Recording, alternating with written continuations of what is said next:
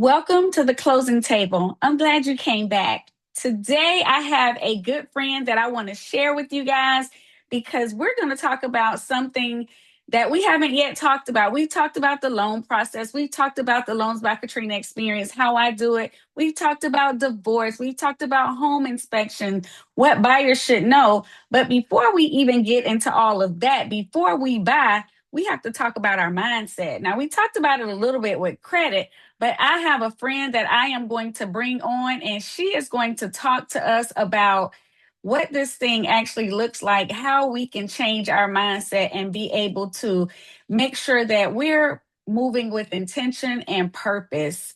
So let me go ahead and bring her on so that she can help me talk through this process. And she is not just a financial coach and friend, she is also a loan officer as well. So she wears multiple hats. She is someone that I respect, love, and honor. And she is none other than Lakeisha Mallet. Unmute yourself, Lakeisha, and let's talk. Pull up a seat to the closing table. How are you? Good. How are you? Thank you for having me. Yes, I'm doing good. I'm doing good. You can hear me clearly? I can hear you well. I can hear you well. All right, perfect. Let's see. Let's see. So before we jump into it, because we're just gonna have conversation. We're gonna talk about all of the things. We're gonna be who we are because at the closing table, it's authentic, organic conversation. So I've already kind of prefaced that you're not just a financial coach and you don't just provide financial counseling and guidance, you're a loan officer. So tell me a little bit about the journey, how those two collide, combine? Like, how did all of this happen? So I started my own debt freedom journey in 2007. I worked in corporate America at the time, and I was tired of having more month than money. So Mhm. I went on my own little quest to really kind of get a handle on what was going on with my finances. Someone recommended Dave Ramsey to me. I started back Mm. then, he had a radio show. I'm not sure if the radio show still comes on now. Yeah, I don't know, but Yeah. I'm familiar. Yep, so he had a radio show that came on. So I started listening to the radio show, bought the Total Money Makeover book, Hmm. and followed the steps. And in 18 months, I was totally and completely debt free. No I student love loans, it. no car payment, no credit cards, like totally debt free. Wait a It minute, but wait, they just like okay. So typically, when people say that they're debt free, is I'm debt free, but I still got these student loans over here. You just said including the student loans. Like, I love it. And I have the book. I have gone through the process twice. I think we talked okay. about that before. But tell me, what drew you into the Dave Ramsey method? Because there are so many out there. Yep. Why that method? So actually, at the time, I really used a combination of two different Um, principles when I started my financial freedom quest, I would like to call it. I used a book by David Bach, which talked oh, about smart women finish rich. And so I combined some of the principles that were in that book along with following Dave Ramsey's baby steps. So I was able to create a pay yourself fund. So I started mm, paying myself 10% of my income, so it really was a mishmash of the two that I kind of blended together to make my own. And, that's one thing, we'll probably talk about this a little later on in the podcast, but, with mortgage loans, it's not one size fits all. come on now. And so financial planning, personal finance is just that. It's personal. So what worked for me, although the guide steps are there, the blueprint is there for you to follow. You may make some deviation just a little Mhm. bit, but as long as you had a roadmap, it'll get you where you're going. So I just used the two of those together to kind of help me get to my place of debt freedom. And like I mentioned before, it took me 18 months to be completely debt free. I was writing my last check to the U.S. Department of Education. I can't tell you what Mm. that felt like because it was the most amazing Freedom, experience, freedom. absolutely Yes, freedom. And most people yes. looked at me like a unicorn because no one I knew and no one most people knew were debt free. So Mm-hmm. it was just like this strange thing, like I don't have any debt. I don't owe anyone. And, there's a good book I like to read that says, owe no one nothing but to love them. So your only debt should be that of love. So that just fit right in line with following those principles. You know what, Lakeisha, I heard you say a few things and you saw me writing because I'm gonna take notes because when I went through the Dave Ramsey method and someone shared it with me, it was a friend, and it was just very practical. So that's why it was I was able to follow it. Like it just made so much sense. But Mm-hmm. you said a few things just now that resonated with me. And I like to be very transparent. I said I've gone through it twice because things, life happens. Absolutely. When you get debt free, it makes you just, you move different, you're excited, but then you forget sometimes because it's about behavior, habits, and things of that nature. And sometimes Absolutely. we'll backtrack. But I like what you said about you used also the David Bach method as well. Because right now, my husband, we have been talking because I'm a tither, faithful and committed tither. So, what I started doing at the beginning of this year, after me and him had a conversation, is when I tithe, I also put money up for myself. I match it Yes. because I'm able to see, like, I can see the number of what I tithe every year, and every year it gets it's growing Mm-hmm. exponentially. So I'm like, okay, if I did this and it was 10%, I can do 10% for me and still do the things. And it just, as I'm looking at it growing and seeing how it's moving, I'm like, this is absolutely amazing. I love it. But what I Yes. wanted to come back to was the behavior component, because Mm-hmm. we can do it. But it's always behavior. When I think about Ty Burton, she's the credit specialist that I use. I live by Ty. I'm going to rock and roll with her always. But she Okay. always speaks to credit is about habits. Like Mm-hmm. we can pay all the stuff off, but if we didn't change the habit, chances are within 6 to 12 months, we're right back. We might have bought the thing, we might have bought the house or whatever it was, but now I'm not just in debt. Now I'm in debt with the house as well, on top of Yes. everything. So, talk to me about how you address the behavior component in this process. So one of the things I always tell my coaching clients is how you spend $1 will be how you spend $1 billion. And most people think like if I just had more money, that would solve my problems. And that's not the case because we get a bonus. You get your tax refunds. There are times where significant windfalls of money fall into our lap and we find ourselves back in the same situation. So we know it's Mm. not only just being in the habit of doing certain things. It's a mindset shift that has to happen as Mm. well because we spend how we believe. And so if we believe there's never enough, our life will just continue in those cycles of spinning our wheels really fast and not gaining any traction. So it has Mm. to start with changing your mindset. What do you believe? Why do you spend money the way you do? Why do you allow lifestyle creep to happen? Every time you get an extra $5, why do you think to spend first before you think to save or you think to invest? So it's all about going back and reprogramming our thoughts and, Mhm. getting those in line with the habits because we can have the habits because, again, been there, done that. I will say I got out of debt in 18 months.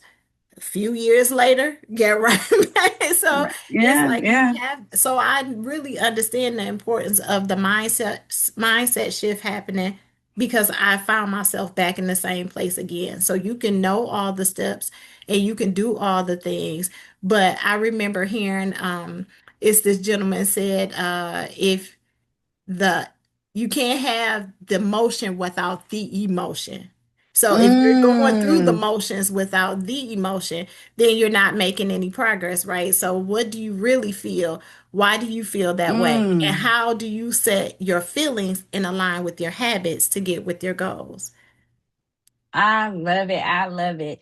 So when I think about habits, because you said something, you're like, why am I spending the way I'm spending? Why am I emotional? Am I an emotional spender? Is it when Hmm. I'm sad, I go spend? Is it when I'm happy, I go buy because it's the overflow, and making sure that we process. But you know what I realized, and I found out, is it's also the environment in my home. So I had to go Mm, through the process with my husband too, because if yeah, we're not of one mind and I'm over here going this way and he's going that way, it could be counterintuitive and create a absolutely. rift. So when you're dealing with two people, it's best for both to be on one accord and going through the process, because I know my husband is a lot more spontaneous than I am. I'm a little more calculated, and that's Mm-hmm. how we make our yin and yang meet. But we Mm-hmm. had to sit down and talk about goals and things, and how we travel, because we travel quite a bit.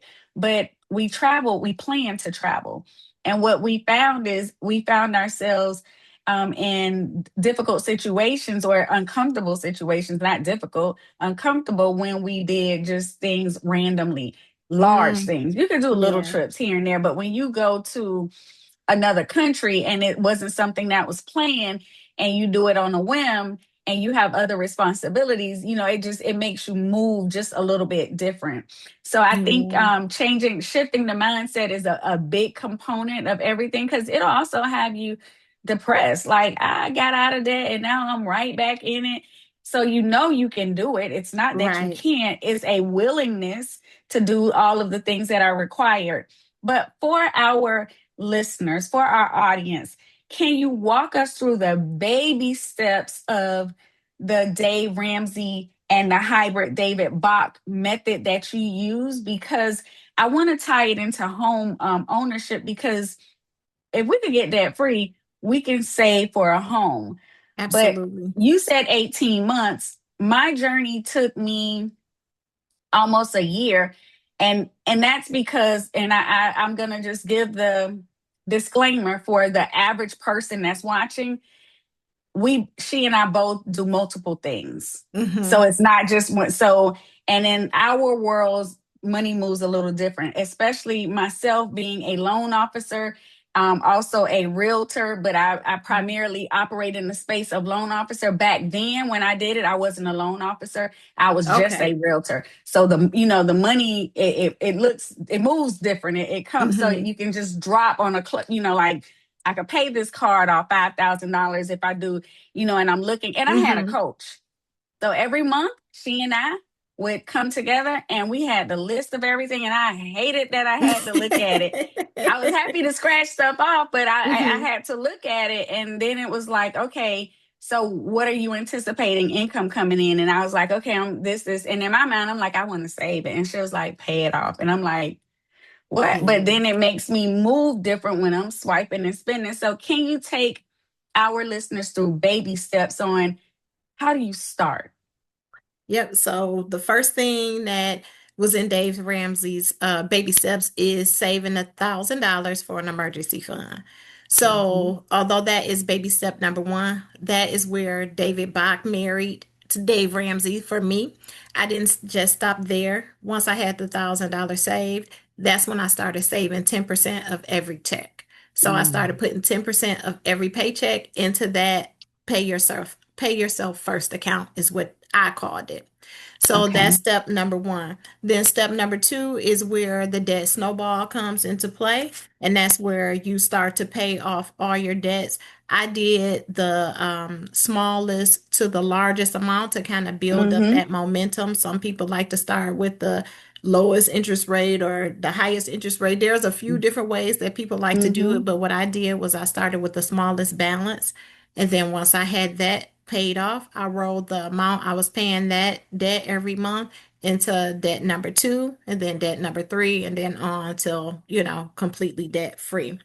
Then baby steps three is where you go back and you fully fund your emergency fund. So most people like to say, not just Dave Ramsey, but most people like to say at least to have 3 to 6 months worth of living expenses saved in case, there's a unexpected health scare Mm-hmm. or you lose a job or any financial emergency. And usually I would say every 10 years or so, some financial situation happens. You lose a Correct. job, Absolutely. you experience a health scare, something happens with a family member.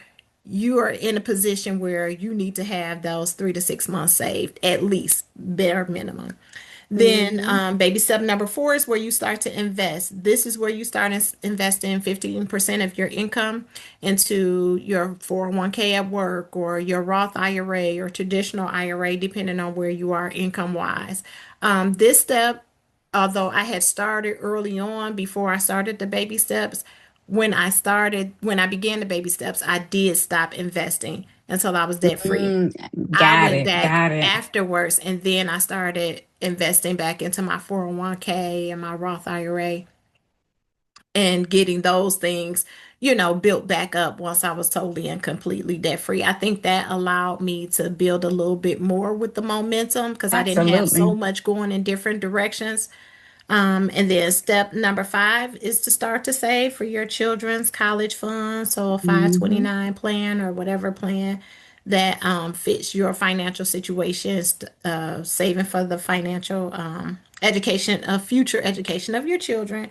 Then baby step number 6 is where you pay off your home early. So Come I on know now. people tend to think, that you shouldn't have any debt, but even in the debt snowball, paying off your home is there. So in order to pay it off, there has to be a loan, a mortgage on the home to pay it off. And then baby step number 7 is where you build wealth and give. And that's ultimately where most people desire to be. And that was kind of how I transitioned into real estate, is being Mm. able to create that piece of building wealth and giving. And I think for me, real estate is one of the avenues for many people. I don't know many rich people without a real estate portfolio. Come on now. And I think one way in order for us to close the wealth gap is to own a piece of real estate. And so for me, with baby step number 7, that was an important piece. And that's kind of what led me to become a loan officer. I love it. I love it. You see, I've written all the steps down again because I want to make sure that when I go back and we caption this, I put everything that I need to put in there. So it's this is a question, and I know the answer, you know the answer, but as it relates to home buying, does a person need to be absolutely debt free? Absolutely not. And like I mentioned earlier, personal finance is just that. It really is personal. In our world, in the real estate and lending mortgage world, your credit Hmm. is very important. Come on. So most people should not have all their debts paid off because then, you don't have a credit score. And when you don't have a credit score, your homeowner's insurance, your car insurance, everything is so much higher. So I always tell people, if you are disciplined enough, if you want to follow the baby steps, I taught them for years. I followed them Hmm. myself. I'm not against the baby steps, but I will say at least keep one credit card that you Right. use, and you pay off every month, not something that you're going to go to Target or Neiman's or wherever and just swipe, I'm telling my age with this story, but I used to love the Flintstones growing up, right? And Wilma and Betty used to go on the shopping trip and they used to Hmm. say, da da da da da da, charge it. And they had Yes. their little charge, their little credit card, and they would go shopping. We're not using the credit card for that. Use it every month and pay it off. So not everyone needs to be debt free in order to Okay. purchase a home. And most people just won't be Yeah. completely debt free and in position to buy a home. I That love it. And that discipline is what it is. When you said that, just discipline enough to do it. Because with lending requirements, like you say, some people I have seen them where they have nothing, and it's like, hey, you have no movement on your credit. So you do want to use it, but some people don't even trust themselves to use it just a little bit. But you need credit. When we look at credit, does Dave Ramsey and David Bach, do they talk about credit at all, or how paying your debt off impacts credit? Yep. So that from Dave Ramsey perspective, I never read David Bach saying credit is the enemy. I think credit and debt gets a bad rap. I think you Mm-hmm. can own without being owned by Oh, come something, on now. Mm-hmm. So, but Dave Ramsey, even when you think about the baby steps, we're talking about paying off your home. He was a big proponent or advocate for a 15-year mortgage, something you could Got pay it. off quickly. You could double up on your payments. You could pay an extra payment every month. You can split your payments, your full payment by the year and put an extra toward the principal every month. So there were different creative ways to pay the mortgage off early. So it wasn't the don't have a mortgage at all, but it was Right. don't carry a mortgage for the life, for your lifetime. You don't want to have a mortgage for 30, 40 years, but if you have a mortgage, if you don't have enough money to pay cash out of pocket for a property, which in today's times many people just aren't there, this is our world. This is where we come in to help. And that's the beautiful thing about financial coaching and lending, kind of having a baby, right? Is putting people in the best position where they leverage, someone else's money on their financial journey. So it's not Correct. about you having it all right now. It's how can you leverage what you've done discipline wise to be able to position yourself to qualify for a mortgage, and then you put your plan into place to pay it off. And Lakeisha, one of the things that I did, I don't have much personal debt. My Hmm. house is my personal debt, but I have my LLC, so I switched over and I use, like you said, using somebody else's money to leverage the Hmm. things that I do. So when I'm ready to use my personal credit, I'm not overextended at all. So Yes. that's something that I have been able to do and keep my personal really good. So I do we have some goals as it relates to our house because my husband and I well, he's 52 now. I'm 51. I'll be 52 this year.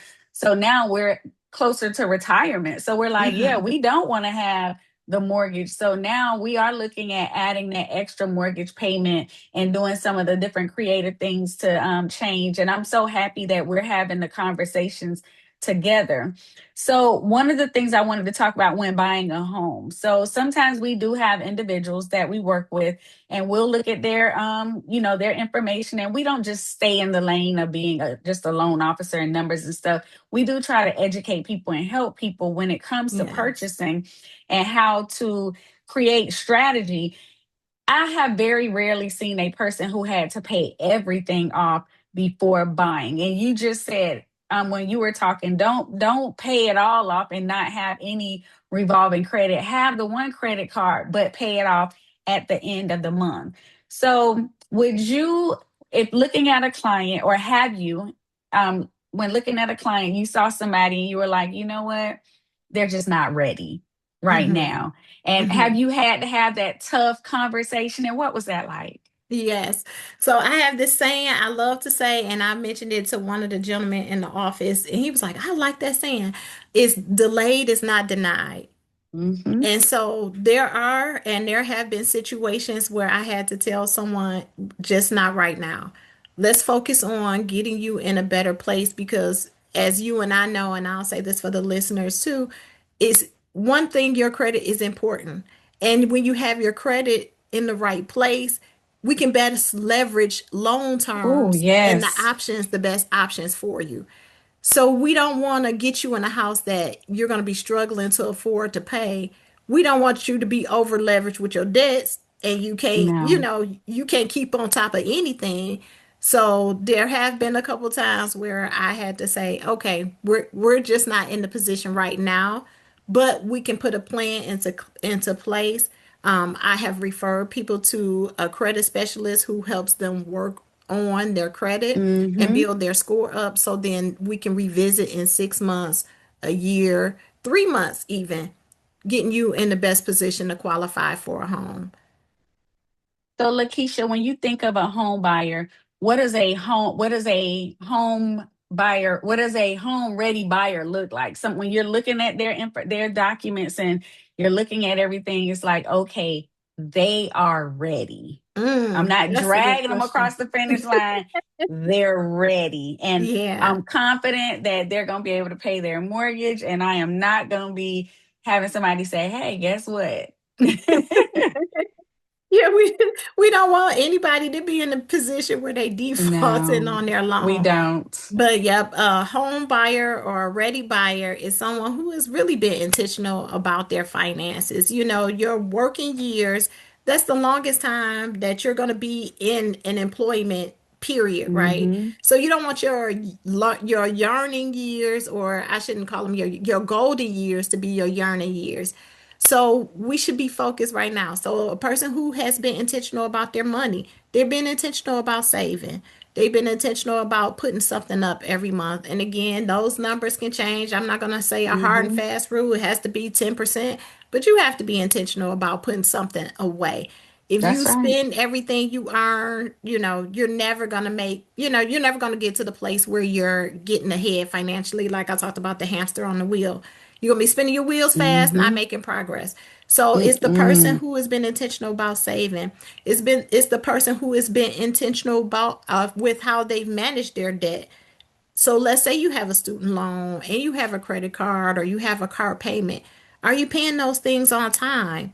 Have you been late? If you have been late, how Mm-hmm. often have you been late? So, a ready buyer is someone who's been paying their bills on time. So, who's been intentional about managing the debt that they've taken on, managing it well.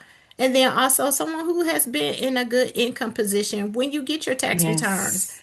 Like you mentioned earlier, Katrina, are you taking that lump sum, even though you may not want to? Are you taking that lump sum and paying down debt to be able to position you better to Mm-hmm. qualify for a home? Or are you taking that lump sum and are you saving it for a down payment? So you don't have to always just take it and throw it at some debt. Are you saving it and putting it Yeah. away so it can act as leverage for you when you need your down payment or your closing costs? So those are some things that I look at when I, want to assess is a person ready to buy a home. Those are some of the key factors.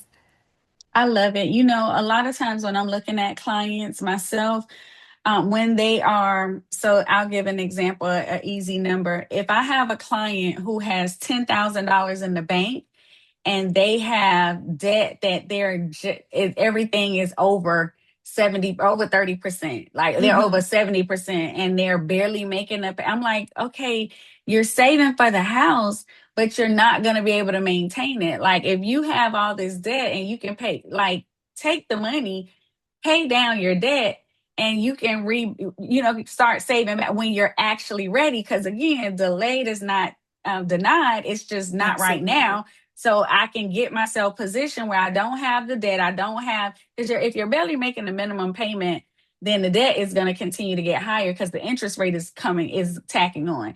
Or you're Correct. going to transfer the debt from this card to that card, and now you're playing the hop game.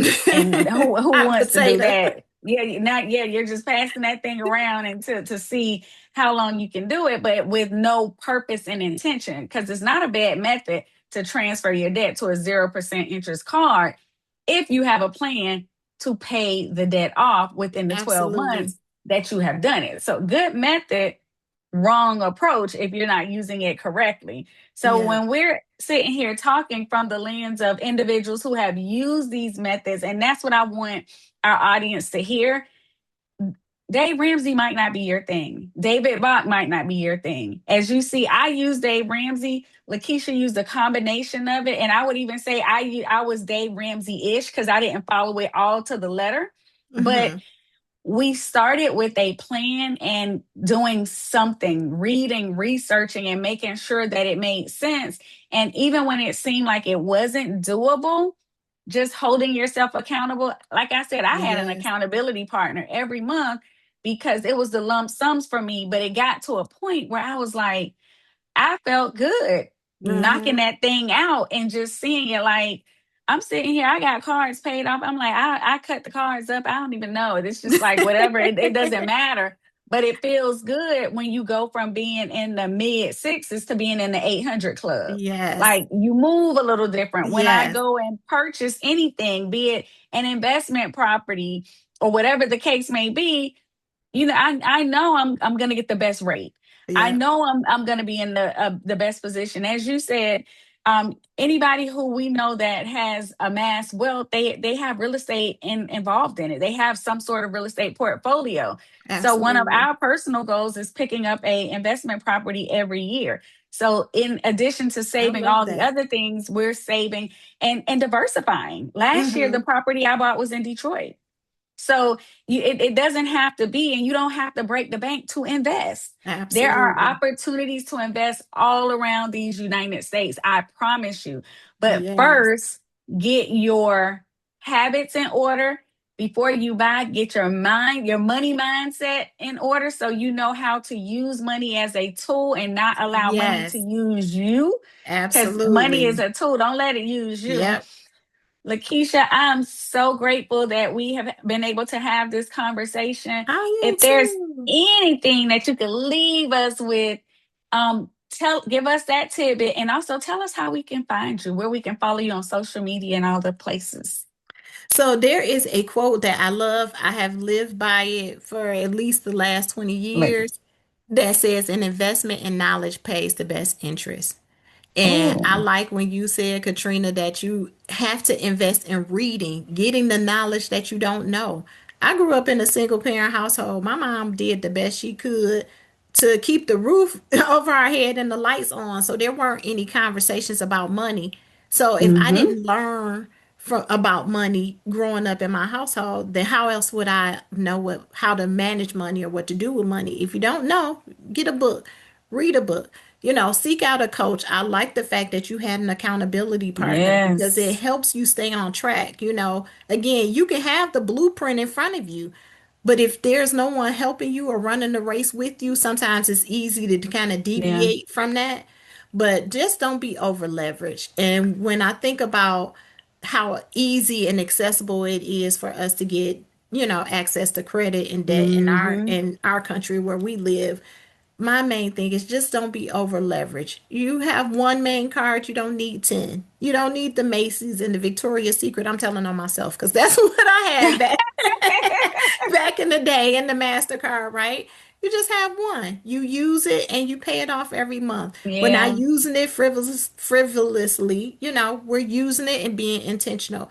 And I think that's the biggest thing, again, being on the financial planning side and on the lending side. It's all about being intentional so you can be best positioned. And that's my key thing I want to leave is be intentional with how you get it, be Mm-hmm. intentional with how you use And it, you use be it. intentional with Mm-hmm. how you leverage it. And where can we follow you at on socials? Oh, I am on all your favorite social media platforms, Facebook, Instagram. I am Lakeisha Mallet _MLO. I am on LinkedIn, YouTube. I have a channel called The Equity Edit, and it is talking about all things money, mindset, and really I being in love the it. best position, equity wise, how we build that equity. So those are the avenues where you can find me, but I am everywhere. So if you're there, I'm there. Look for me. Except Snapchat. I I'm not on love it. Snapchat. Me either, but I use the app for the filters. Okay. So I'm not on it either. Guilty, guilty. So listen, guys, I hope you heard it. House hunting is not step one. Your financial strategy is step one. So before you just wake up and say it's going to be a thing and you start sending your loan officer, be it myself or Lakeisha, Hmm. bank statements that have $100 in it, and then we have to have the rough conversation with you or the tough conversation with you. Yes. Let's get a strategy and a plan so that we're prepared for our next, whatever it is, be it investment, be it purchase, be it second home, whatever Yeah. it is. Let's have a plan, a strategy, and an accountability partner if you need one. So, Lakeisha, I would just like to thank you for joining us at the closing table, and thank you all for pulling up a seat. And we will see you soon. God bless you. Goodbye.